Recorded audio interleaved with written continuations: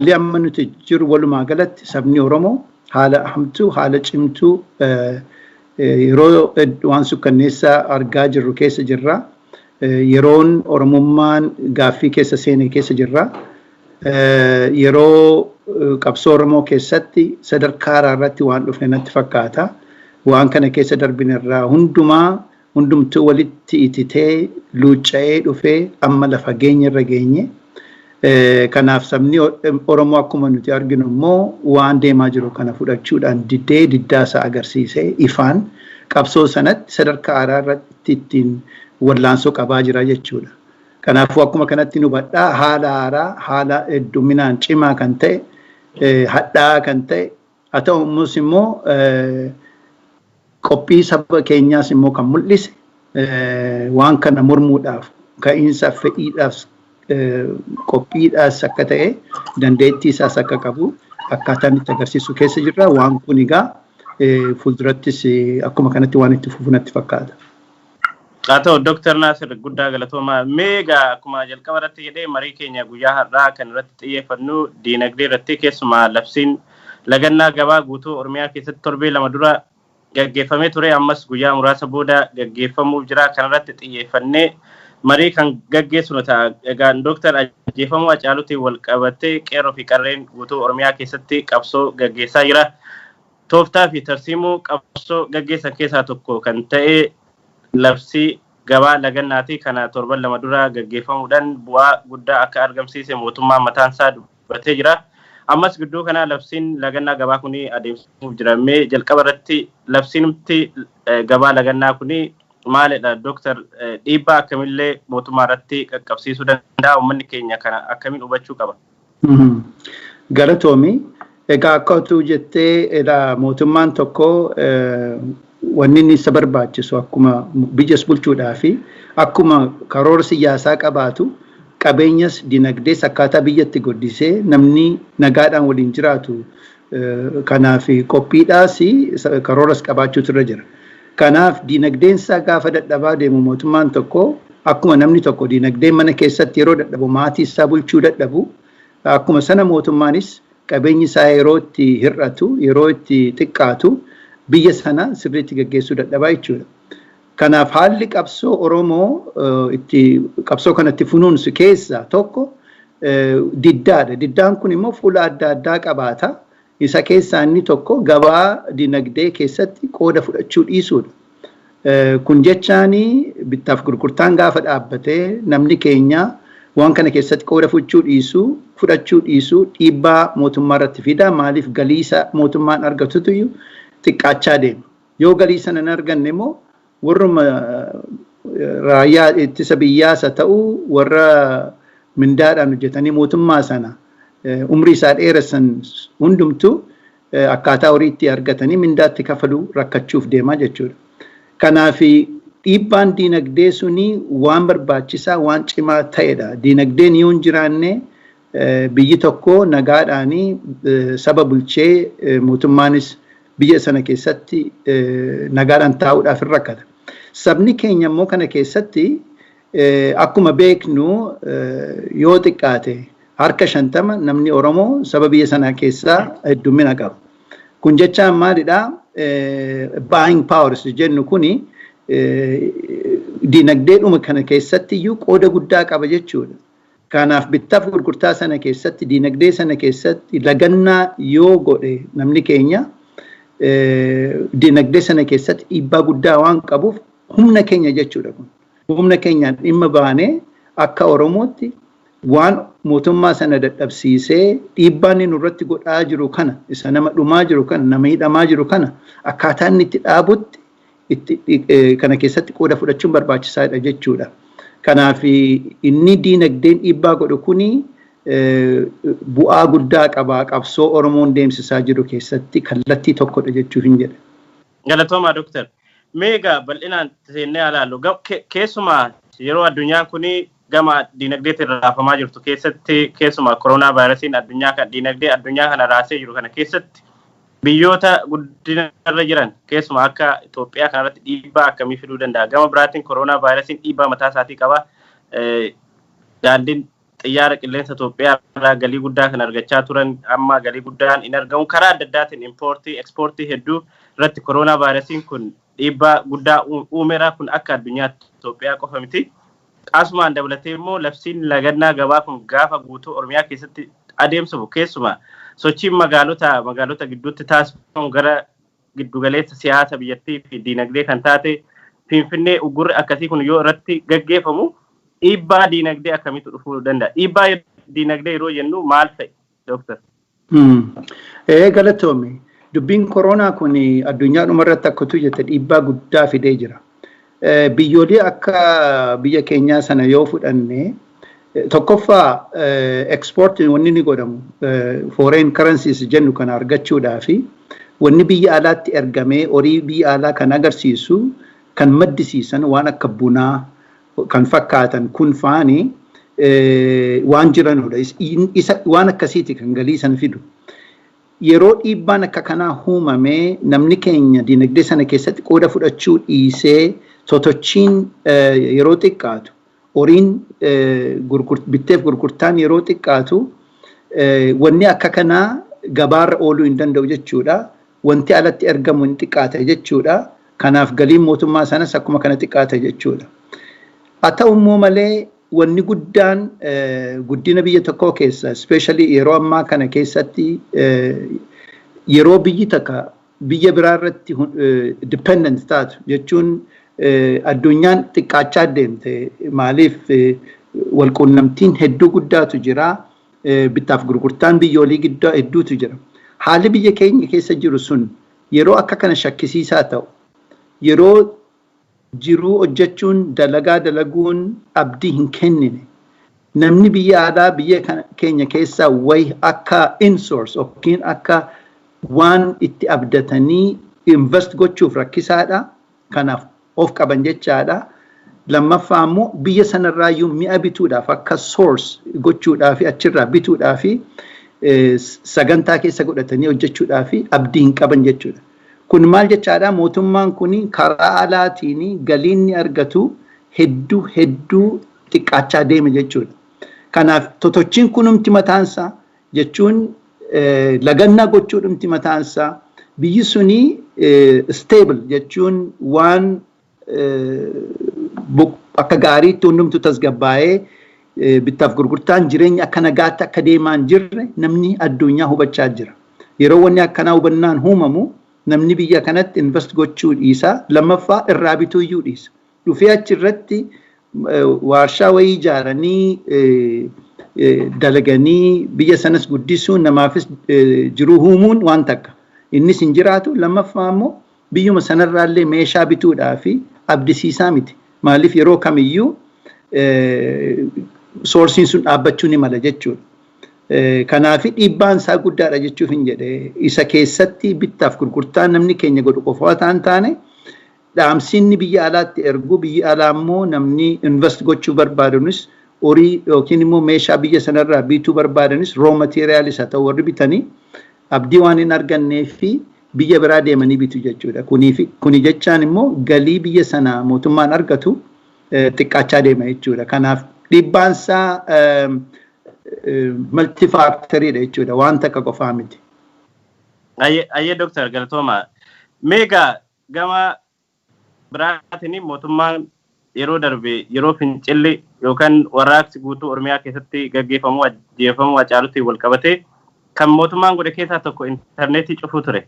Guyyoota dheeraadhaaf torban lama olii fi intarneetii cufee wal qunnamtee adda adda kutee ture akka biyya guutuu keessatti intarneetii cufuudhaan jechuudha. Ammallee labsiin lagannaa gabaa guutuu Oromiyaa keessatti qeerroon labse kanaa sodaachuun mootummaa intarneetii ni cufa waan jedhamullee shakkiin jira. Mee kun mootummaadhuma mataa isaarratti illee dhiibbaa akkamii fiduu danda'a? Labsii gabaa lagannaa dabalatee intarneetiin gaafa cufamu karaa investimentiitiin, karaa turizimiitiin, karaa adda addaatiin mootummaa irratti illee maal dhiibbaa fiduu danda'a? Akkasumas uummanni keenya illee yoo wanti akkanaa kun kan uumamu yoo ta'e labsii gabaa lagannaa kana dafee akkamiin hojiirra oolchuu danda'a? Kanarratti illee waan itti dabaltan yoo jiraate Dooktar. Ayyee Galatoomi. Dhugaadha. Inni torban sadii na fakkaata. Torban sadii intarneetiin cufame sun publication takka dubbiseetiin ture business news kan jedhu net blogs kan jedhamu dhaabni tokko yeroo tilmaamu torban sadii sana keessatti gara miliyoona doolaara miliyoona 100 akka galii dhabde mul'achiisa.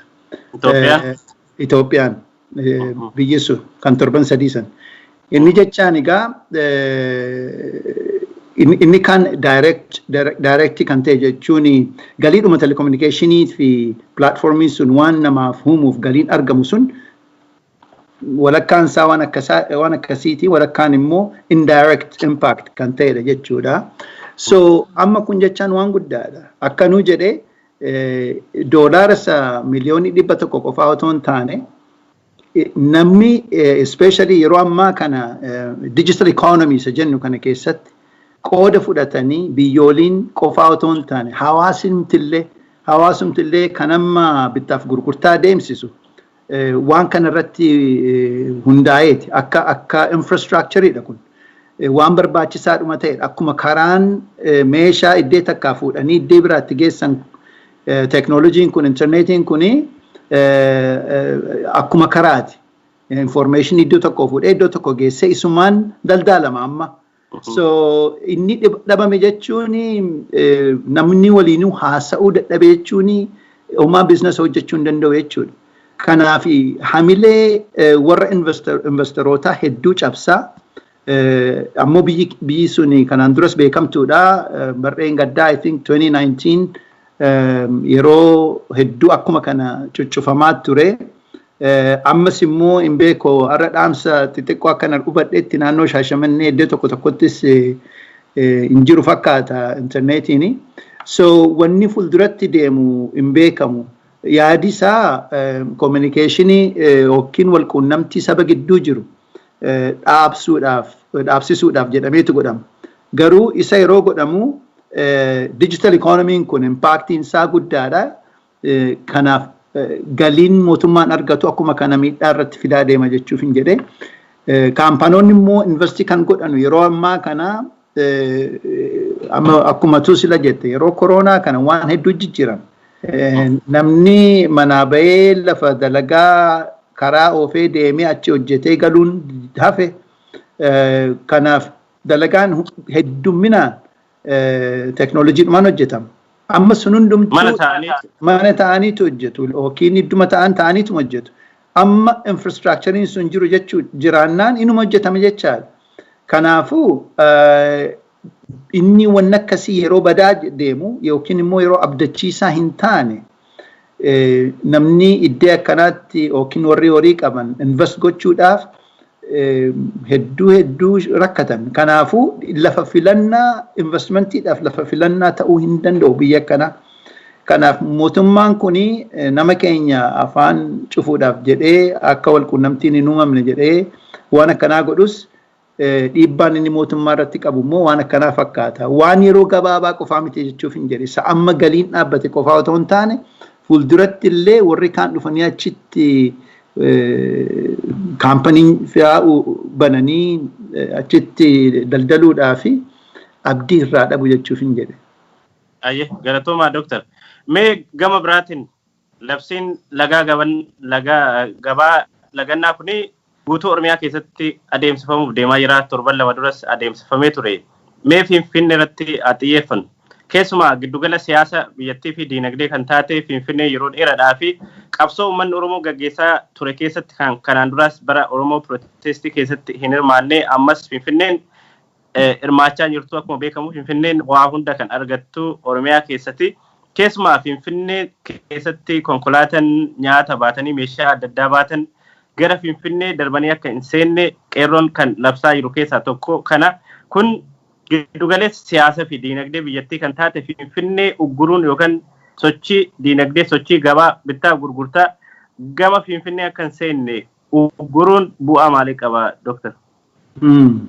Egaa akkuma tu jette Finfinneen handhuura biyya sanaati. Handhuurummaan see tokkoffaa magaala guddattii ta'uu qofaa otoo hin taane dinagdeen hedduu lafatti deemudha jechuun bittaaf gurgurtaan gurguddaan lafatti deemudha. Maaliif waajjiroonni adda addaa kan kaampaanii adda addaa warri guguddaan warri horii guddaa biyya sanatti invest godhan iddee sana magaalaa sana keessa jiraatan. Itti dabalees immoo Finfinneen akkuma magaalaa guddittii taate ambaasaaddaroonni mootummaan biyya alaa hundumtuu jireenyi jaraa lafti dalagan hundumtuu Finfinneedha. Egaa akkatu jette namni Finfinnee keessa jiru wanni inni ittiin jiraatu hundumtuu bishaan isaas haa ta'u, ibsaa jarri ibsaatanis haa ta'u, wanti jarri bitanii bilcheessanii nyaatanis haa ta'u lafa Oromiyaa irraa dhufa. Kanaafuu naannoo sanarraa wanni dhufan hundumtuu qabeenya Oromooti, qabeenya Oromiyaati. Namni naannoo Finfinnee keessa jiru immoo akkuma mootummaan kan jiru si'achidha. Kanaaf Finfinneen yoo tochoote, Finfinneen yoo rakkatte, mootummaatu rakkata. Wama fagootti dhaga'anii ta'anii callisanuu miti.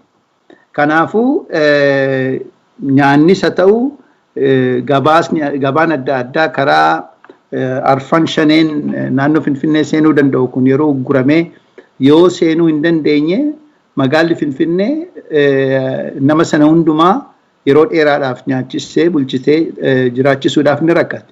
Nuuf galaa jechuun mootummaan waan kana akkam feene akkam barbaanne dhiibbaa akka inni godhu nuuf galaa. Haa ta'u immoo malee qabeenyi kan jiru qabeenya Oromooti naannoo sana hundumtu kan jiran lafa Oromooti. Kanaafuu dhiibbaan isaa guddaadha. Lafa waajjira muummee ministeeraa kan lafa biyya bulchanu achidha. Kanaaf dhiibbaan qabu actually Finfinneedhuma jechuun hin danda'amu. Wanni hundumtuu hafee otoo Finfinnee irratti dhiibbaan godhame Oromoodhaa fi bu'aan inni fidu guddaadha jedheetii yaada. Tole Dr. Nasir galatooma. Mee ammas achuma deebinee uummanni Oromoo labsii gabaa lagannaa kana akkamiin hojiirra oolchuu qaba? Keessumaa tooftaa fi tarsiimoo qeerroon ittiin qabsoo gaggeessaa ture keessaa tokko gabaa lagannaa fi uggura dinagdee yookaan qoqqobbii dinagdee mootummaadhaan geessisuudhaaf kanarratti dubbannee jirra.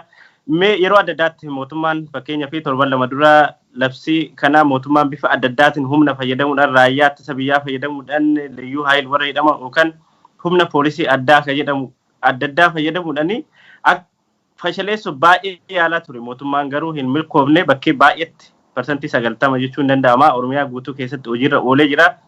Ammas bifa wal fakkaatuun uummanni keenya magaalota hunda keessatti xiqqaa guddaan namoonni suuqa qaban, dukkaana qaban, konkolaataa qaban karaa adda addaatiin biizinasii kana sochoosanii akkamiin irratti hirmaachuu qabu? Bu'aan isaallee maalidha? Sila dubbattanii jirtu. Sirriitti uummanni keenya hubatee waan kana hojiirra oolchee mootummaa kanarratti dhiibbaa taasisee hidhamtoonni siyaasaa hatattamaan akka hiikaman kan du'ee haqa akka argatuu fi bu'aa hedduu qabaachuu isaa himtanii jirtu. Uummanni keenya mee sirriitti akka hubatuu fi akkamillee hojiirra oolchuu qabu tokkoon namaa Oromiyaa keessa guutuu kan jiru kan sabaan Oromoo ta'es kan Oromoo hin ta'inis akkamiin hojiirra oolchuu qaba? Wal hubannoon kunillee akkamiin adeemsifamuu qaba? Dr. Asirratti gorsa akka nuu kennitan isin ogeessa dinagdeetti dhimma kanarratti sirriitti hubannoo qabdu. Hayyee galatoomi. Egaa dubbiinsaa waan itti jirru kana wal yaadachiisuun barbaachisaadha. Yeroo akkan sila jedhe sadarkaa haaraa keessa jirraa qabsoon Oromoo tasayyuu hadhaataa jira. Hadhooftuu yeroo taate kana keessatti hundumti keenya dandeettii qabnuun waan dandeenyuun waan kana keessatti qooda fudhatanii qabsoo kana finiinsuun hunduma keenyarraa eegama akkuma Oromootti jechaadha. Maaliif wanni kun Oromootti dhufe akkuma Oromootti Oromummaa keenyatti nutti dhufe Oromummaa keenya immoo tiksuun nurra jira. Dinagdee dhiibbaa dinagdee gochuudhaaf tarsiimoon bahe kun karaaf qeerroof qarreedhaan dhaamsi dhufe kun namni Oromoo hundumtuu sirriitti hubatee wanni deemaa jirruuf kun diddaa gabrummaa Oromummaa isa cabsuudhaaf awwaaluudhaaf deemu kana dura dhaabbannee maalummaa keenyaaf jiraachuudhaaf falmuu jechuudha. Kanaaf immoo akka Oromootti hunduma keenya irraa waan eegamudha jechuudha. Kanaafi wanni qabsoo ta'ee qoosaadhaan wanni dhufu hin jiru, tolaan wanni dhufu hin jiru. Akka Oromoon immoo akka nuti hundumti keenya iyyuu beennu qeerroonis qarreenis maanguddoonis hundumtu bara 4-5 dura eegalee waan qabsoon fakkaatu nagaadhaan qabsoo godhanii waan ammama sadarkaa kamirra ga'anii akkam akka injifatan anuu waan itti himu hin qabu. Kanaafuu isa yaadatanii walii abdii walirraa horanii maalummaa Oromoo Oromummaa kana tiksuudhaa fi tarsiimoo bahee kana keessatti akka himametti qooda fudhatanii lafa deemuun hin barbaachisnetti lafa uggurri daandii jiru sana keessatti akka uggurametti qooda fudhatanii uggura sana jajjabeessanii qeerroon qarreen naannootti qajeelchama kennan fudhatanii wajjiniin deemuun nama Oromoo hundumarraa eegama jechuudha. Kanaafuu kuni waa'ee jireenyaa Oromooti, waa'ee Oromummaati, akka qoosaatti waan laallu miti. Wanni biraa immoo kan itti dabaluu barbaadu Oromoon amma lafa jirutti maanguddoos haa ta'u, daa'immas haa ta'u, ijoollee waggaa 7 haa ta'ani, akkuma nama waggaa 80 haa ta'u, qarreenis qeerroonis hundumtu Oromummaadhaan ajjeefamaa jiran, Oromummaadhaan hidhamaa jiran, mana taa'anii mana keessatti du'aa jiran. Waan kana taa'anii eeguun kun yookiin ana hin laalu, ana bira hin dhufu jechuun kun wallaaluma guddaadha. Kanaafi wanni kun Oromoo irratti dhufee namni Oromoo ta'e hundumtu bor akka sarara ga'u beekuutu irra jira. Waan kana fashalsiisuudhaa fi didee waan tarsiimoo bahee kana keessatti qooda fudhatee barbaachisaa akka ta'etti hundumtu gumaachuutu irra jiraan jedhaan. Kanaafuu kuni waan qoosaa miti, waan hamaadha. Wanni deemaa jiru, namni dhumaa jiru, namni hidhamaa jiru, lakkoofsa isaa wallaallayyuu maaliif gabaasni abdatamaan dhufaa hin jiru malee namni achi jiran hundumtuu firri kan jaraan duune hin hidhamne kan hin reebamne hin jiru. Kanaaf wanni kun kana caalaa hammaachaa deemaa. Kanaafuu Oromoon qophaa'ee waan kana keessatti amma barbaachisaa ta'etti qooda fudhatee qooda isaa baasuutu irra jira. Wanni kun immoo dhaamsisaa amma qeerroof qarreen waamicha waamanii dhaabaa jedhanutti waan itti fuudha. Kanaafi kana mataatti qabanne akka Oromootti qooda fudhachuun nurra jiraan jedha. Tole Dooktar, mee asumaan otoo dhimma kanarraan fagaatini sabaaf sablammoon Oromiyaa keessa jiran kan biizinasa adda addaa qaban, dukkaana adda addaa qabantu jira. Yeroo adda addaatti mootummaan yeroota kanatti fayyadamuudhaanii akka isaan dukkaana isaanii banatan, konkolaataa isaanii oofan, karaa adda addaatiin baajaajii, taaksii, mana nyaataa hedduu akkuma beekamu magaalota Oromiyaa keessatti namni keenya biizinasa namni keenya qabu baay'ee amma kana miti. Akkuma beekamu gaa sabaaf sablamoota hedduutu Oromiyaa keessa jira. Uummanni kun uummata keenya wajjin yeroo dheeraadhaaf waliin jiraachaa ture. Uummanni kun yookaan sabaaf sablammoon Oromiyaa keessa jiran kuni qabsoo uummanni Oromoo gaggeessu keessatti akka wajjin hirmaatan, yeroo gadda keenyaa akka nu faana gaddan, yeroo gammachuu keenyaa akka nu faana gaddan, yeroo uummanni Oromoo qabsoo gaggeessu illee qabsoo uummanni Oromoo gaggeessutti akka makamani, yoo makamuu hin baanne immoo yoo makamullee hin dandeenye akka uummata Oromoo dura hin dhaabbanne, qabsoo uummata Oromoo dura hin dhaabbanne yeroo dheeraadhaaf kan argaa turre kana keessumaa torban lamaan darbe kana keessatti sabaaf sablammoota Oromiyaa keessa jiru fayyadamuudhaan bakkee tokko tokkotti dunkaanni banamaa ture, manni nyaataa banamaa ture, gama adda addaatiin taaksiin, konkolaataa namoonni tokko tokko sabaan Oromoo kan hin taane Oromiyaa keessatti sochii akkasii agarsiisaa turan. Kana mee qeerroon obsaan irra darbaa ture, ergaa qaqqabsiisaa ture. Isinis gama keessaniin akka hayyuu Oromoo tokkotti sabaaf sablammoota Oromiyaa keessa jiraataniif ergaa maalii qabdu? Ergaa maal dabarsitu Dooktar? Galatoomi Tasfaayee, waan sabaaf sablammoota Oromiyaa keessa jiranu dhugaa haasa'uudhaa fi achi jiraatanii maatii horanii qabeenya soranii jiraatu lafa Oromoo keessa. Kuni namni Oromoo ta'e maaliif dhuftanii jedhanii hin jiru. Kanaaf nagaa jaraa akkuma namuma biraa nagaa feenuu, nagaa jaraa tiksinu, wal beekumsi jiraa, namni kun wajjiniin jiraata. Qooda garuu wanni barbaachisaa ta'e Oromoon waan keessa jiru hubachuun barbaachisaadha jaraafis. Oromoon wanni deemaa keessa deemaa jiru yeroo ammaa kana akkan silayyuu jedhe Oromummaan isaa lafa badaa jiru, lafa itti gaafatamaa jiru. Qabsoonni inni deemsisaa jiru waan kana ugguree maalummaa isaa akka tiksuuf, Oromummaan isaa akka hin banneef. So kana jechaani sabaaf sablammoonni adda addaa Oromiyaa keessa jiran waan Oromoon itti deemaa jiru kana beeku jedheen abdadhaa. Qeerrooniif qarreen immoo waan kana beeksisuunis irraa eegama. Akka atu sila tuqxe yoo qabsoo Oromoon itti deemu kun galee fi qalbiin jaraa nahee Oromoo kana wajjiniin nyaanne birya kana dhufnee horre namni kun nama nagaadha, homaa nun goone nagaa jaraa hawwina nutis jedhanii qabsoo Oromoon godhu kana keessatti qooda fudhatanii bareedaadha. Haa ta'u immoo malee yoo uumamni qooda fudhanne qabsoo Oromoo kana fuuldura jaajjuun irra hin jiru. Oromoon yeroo ammaa kana qabsoo kana keessatti fuuldura isaa kan ijaajju diina isaa malee homtuu hin jiru. Yeroo hamtuudha akkan sila jedhe Oromummaatu gaaffii keessa seenee jira. Kanaaf waamichi guddaan kan godhamu sabaaf sablammoota addaadhaa fi qabsoon Oromoon godhaa jiru kun galee fi yoo qooda fudhatan yoo fudhanne immoo Oromoo fuuldura otoo hin jaajjin jireenyuma jaraa jiraatanii gara mootummaas goranii Oromoo otoo miidhamsiisin nagaadhumaan jireenya jaraa yoo jiraatanii gaariidha jedheetanii yaadan. Tole, Dr. Nasir guddaa galatooma. Mee gama biraatiin diyaaspooraan qabsoo uummanni Oromoo biyya keessatti gaggeessaa yeroo cinaa dhaabbachaa jira. Addunyaa guutuu keessatti bifa adda ta'een, bifa ajaa'ibsiisaa ta'een kana dura uumamee bifa hin beekneen addunyaa guutuu keessatti hawaasni Oromoo hiriira ba'aa jira.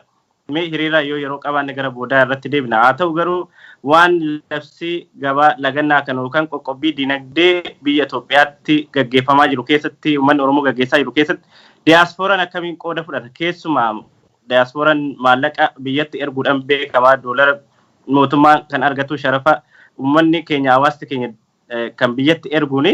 Kanarratti uummanni keenya illee akkamiin qooda fudhachuu qaba? Maallaqni asii biyyatti ergamu mootummaa sana akka hin tajaajille mootummaan sun akka waraana hin qallamne waraana fi karaa adda addaatiin itti fayyadamaa uummata keenya waan miidhu. Kanaaf isin hawaasa keenya biyya alaa kana keessa jiranii fi ergaa maalii qabdu? Akkamiin qooda irratti fudhata waan kanarratti? Kun dhugaa barbaachisaadha. Hundumti keenya qooda nurraa eegamu buusuu nurra jira. Kanaaf kana keessatti qooda fudhannee akka hawaasa biyya alaa jiru kanatti namni Oromoo mootummaan suni horii asii ergamu kanaan dhimma bahee isuma sanaan meeshaa bitee yookiin raayyaa ittisa biyyaa nyaachisee nama keenya warra ajjeesan warra fixan irratti qooda akka fudhatu hubachuutu irra jira. Kanaaf jennaan horii biyya alaati biyya sanatti ergamu egaa fira gargaaruu numa jirudha. Haa ta'u immoo malee mala biraa barbaadanii firaan gahuudha malee akkaataa mootummaan horii asii deemu especially horii biyya alaa foreign currencies jennu kana achitti erganii karaa baankii jaraa dhimma bahuun kuni mootummaa sana gargaaruudha jedheeti yaadan. Kanaaf biyya keessatti iyyuu baankii biyya sanaa inshuraansii waan adda addaa waan mootummaan diriirsee namarraa horii itti horu toobbachuun barbaachisaadha akka Oromootti yeroo ammaa kana. Liqii irraa fudhachuun barbaachisaa miti dhaabuudha waan akkasii. Maaliif liqii sanaan hora mootummaan sun liqii sanaan horii argateetu isaan mootummaan biyya bulchuu yaala. Kanaaf akka nama biyya alaa jirutti nuti immoo horii biyya ergamu hundumaa irraa lagachuun nurra jira amma dandeenyetti jedheetiin yaada. Ammoo namni gargaaramu numa jira. Isaafis immoo mala biraan barbaadamee akka biraatiin erguudha malee karaa baankii fa'aa erganii karaa sanaan mootummaan sun horii biyya alaatiin nama keenya deebisee meeshaa bitee akka ajjeesu akka hidhu akka reebu gochuun miidhaa nama keenyatti agarsiisa. Kanaaf akka sanaan qooda buusuu dandeenya jedheetiin yaada. Kun egaa heddumminaan hundi keenya yoo goone akka Oromootti dhiibbaa guddaa qaba. Akkasitti hubannu hin jedhu. Tole Dr. Mee dhumarratti egaa uummanni keenya qabsoo gaggeessaa jira biyya keessatti qeerroo fi qarreen Oromoo qabsoo eegalee jira. Asis diyaasporaa keessatti qeerroon kan biyya keessaa godhu uummanni keenya hawaasni keenya biyya alaas qabsoo kana bifa adda addaatiin tumsaa jira. Mee egaa dhumarratti qabsoon eegalame kuni akkamiin jabaatee itti fufaa? Hooggantoonni Oromoo manadhaa keessa jiru Hacaaluun ajjeefamee haqni isaa haga ammaatti hin beekamne eenyu akka Hacaaluu ajjeese wanti beekamu jiru. Mootummaan shira adda addaa qindeessaa jira. Gama biraatiin ammas mootummaan shira adda addaa qindeessuun amantaa fi amantaa walitti buusuudhaan sabaaf sablammoota wajjin Oromoo walitti buusuudhaan bifa adda addaatiin mootummaan shira qindeessee uummata keenyaa wal shakkii gidduutti uumuudhaaf sabaaf sablammoota gidduutti wal shakkii uumu bifa adda addaatiin mootummaan shira qindeessaa jira. Mee kana egaa uummanni keenya irra darbee qabsoo eegalame kana jabaatee itti fufee injifannoo uummanni Oromoo barbaadu argamsiisuudhaaf maaltu ta'uu qaba? Qabsoon eegalame akkamiin jabaatee itti fufuu qaba? Bifa biraatiin immoo diyaasporaa keessatti hawaasni keenya biyya alaa jirullee akkamiin qabsoo biyya keessa jiru utubaa akkamiin sagalee uummata Oromoo ta'uu danda'a? Hiriirri jalqabame akkamiin jabaatee itti fufa? walumaa galatti dhimma kanarratti yeroo fudhadhaati akka nu dubbattanii asumaan xumurraa Dooktar. Ayyee galatoom. Akkan silayyuu jedhe dubbiin haalli nuti amma jirru sadarkaa nuti amma jirru qabsoon Oromoo akkaataatti deemaa jiru haala haaraa sadarkaa haaraarra jirra. Haa ta'ummoo malee Oromoon yeroo amma booddee garagalee waan ilaalu hin qabu. Gara borootiin wanni jiru waan hamtuu qofaadha.